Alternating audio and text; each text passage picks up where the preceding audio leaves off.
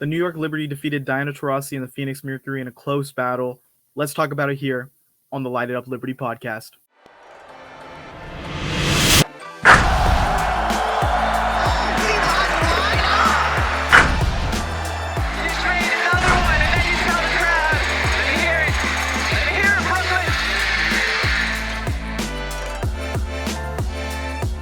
Welcome back to the pod. Make sure you like, comment, subscribe so we can get this podcast out to other WNBA fans. We're going to be covering every Liberty game here all season, so you're not going to want to miss that. So really quickly, I wanted to talk about Diana Taurasi in this game. Now, off the court, there is a lot going on with fans going back and forth, arguing about Caitlin Clark and Diana Taurasi. I will say, I think Diana could have done a better job really helping support Caitlin. But yeah, whatever. She's basically told Caitlin there's going to be a learning curve. She's going to struggle. Caitlin really has been a mixed bag of positivity, but also on a bad team struggling. So I'm not really mad at that. It's not Diana Taurasi's job to prop up Caitlin every chance she gets. But what I will say crosses over for Diana in the petty zone is the charter flights discussion. Now that Caitlin's in the league, now that this group of rookies in the league, and they have a lot more notoriety with this incoming fan base, the flights needed to be chartered. And I think it's a combination of what the veterans have built in the league, but also a huge boost is coming from Caitlin and Angel Reese and all the Cameron Brink of the worlds. They are bringing a new fan base and bringing a lot of notoriety with them. So charter flights were a must, where they really weren't in the past. So for Diana Taurasi to go and say they're just flights, that came off as super petty. And it's not hard to just say, yeah, we're doing great. Everyone's doing great. I'm glad for this. It's really going to help out our team. But to just say it's just flights, it just came off super petty. And you could be petty, but the play needs to back up the pettiness. And what I saw from Diana Taurasi in this game was not great. So just a quick summation of my analysis of Diana Taurasi in this game. So Taurasi, most of the time, standing off to the corner, uninvolved on offense and defense, easily scored on defensively, out of position defensively a good amount of times, cannot break through a screen over the top or getting underneath it, looks unathletic and slow.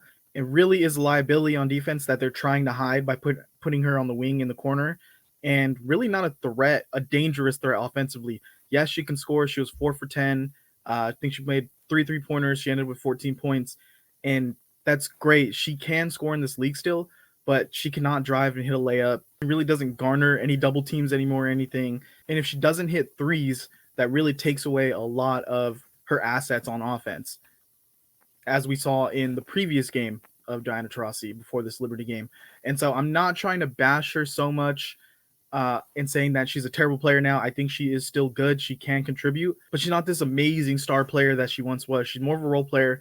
And I think the fan base is just taking it the wrong way if she's not really embracing the next generation and kind of gracefully passing the torch. If she's going to be chippy, complain to the refs, get technicals, and also be petty off the court in interviews, I want to see her back up the play. And it's just not there at a star level.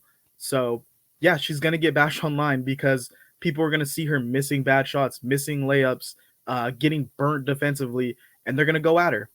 Just jumping right into this one, it was back and forth, kind of a sloppy game, real chippy, real physical game, a lot of jawing going back and forth between these women. So it was really exciting, fun to watch. But breaking down into the first quarter, Jonquel Jones looked good really early, and it was good to see her bounce back after a couple of bad games. She hit 2 early threes to really get the ball rolling for the Liberty.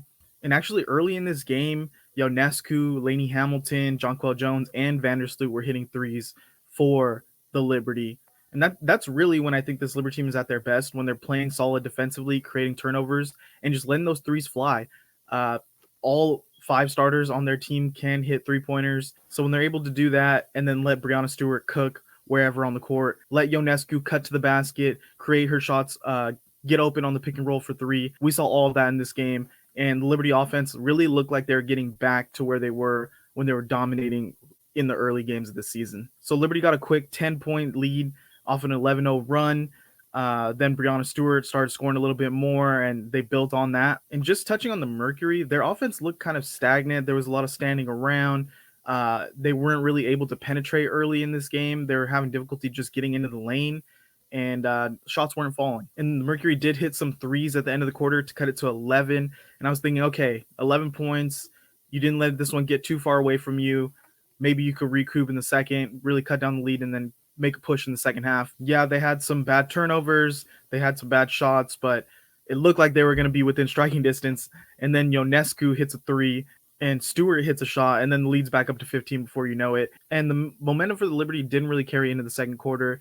And I will say, I think they looked a bit lazy and unengaged in this quarter. They were just putting up threes, not really hitting them. But I think they felt like they were in control of this game. They were better than this team. Let's just hit a bunch of threes, get up by 20, and coast. And that's not what happened. They took bad shots. They weren't trying to create open looks. They weren't trying to get in the lane. They were just catch and shoot threes, contested or not. Missed a bunch of them, and this really helped the Mercury get back into it. Another thing we continue to see from this Liberty team, dumb turnovers.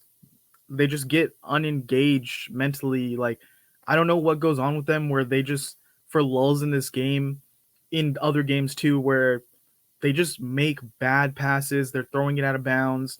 They're making bad fouls, and they just really are letting these better teams get back into the game. If they want to compete for a championship this year, they have to clean up these turnovers. They have to clean up these fouls, because a good team is going to capitalize on that. You're not going to win. You're not going to beat the Aces when you're throwing the ball out of bounds 10 times in a game. So in the third quarter, the Mercury had a lot of turnovers that really helped the Liberty stay in the lead, just barely. Ionescu cutting to the basket is so dangerous. I love that she added that element to her game. She's able to score from anywhere on the court now. She's able to open it up for other players on her team. So Ionescu, if she keeps being aggressive, the threes will fall. We already said that. But getting to the lane, getting to the basket, getting free throws, getting easy buckets, that's really elevated her and the rest of this offense. Late in the third, the Mercury really just decided they were going to drive in the paint. They were just going to keep driving and see what happens. And it really worked for them for a while. What I think teams aren't doing enough against this Liberty team to try to out-physical them is driving. The Vandersloot, Ionescu on defense, they're quick, but they're not going to stay in front of the fastest guards on the opposing team. We've seen they can easily get blown past against smaller, quicker guards. And I think that's a real weakness the Liberty need to try to figure out what they're going to do, because their guards aren't small and fast. They really have taller guards. And so Mercury kind of exposed that a little bit, but they didn't really carry that over into the fourth quarter. Fourth quarter, things were getting real physical, real chippy, a lot of barking going on back and forth. People were hitting the floor. It was really a fun watch from a fan's perspective. I think both of these teams just felt like they didn't like each other. They were really just going at each other the whole game. Taurasi in this quarter hit a couple of big threes to really push out the lead. Now, there was a lot of back and forth in this fourth quarter. There was Laney Hamilton getting fired up, getting foul calls. There was Cloud getting foul calls. There was jump balls, bad turnovers on both sides. But just skipping all that, getting to the end of the game, because people were saying these are questionable calls that kind of helped the Liberty win this game.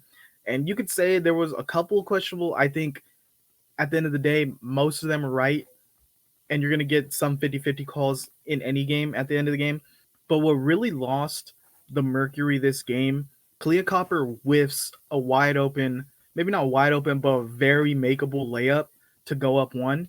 She just missed it. And then on the very next possession, she tries to do a spin move and just completely loses the ball out of bounds. From that point, it was Liberty's lead.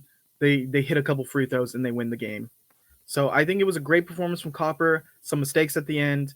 Both teams really needed to clean up the turnovers in this one. But it was a good battle. It was a fun watch. I'm looking forward to seeing the next matchup with these teams. And I think the Mercury have potential to make the playoffs this year. Liberty got back into the win column. I think they still have some work to do to get back to how they were looking in the first 4 games. But they face the Mystics on Friday. So we'll go and watch that, and we'll be right back here on the channel breaking it down. So make sure you like, comment, and subscribe, and we'll see you next time.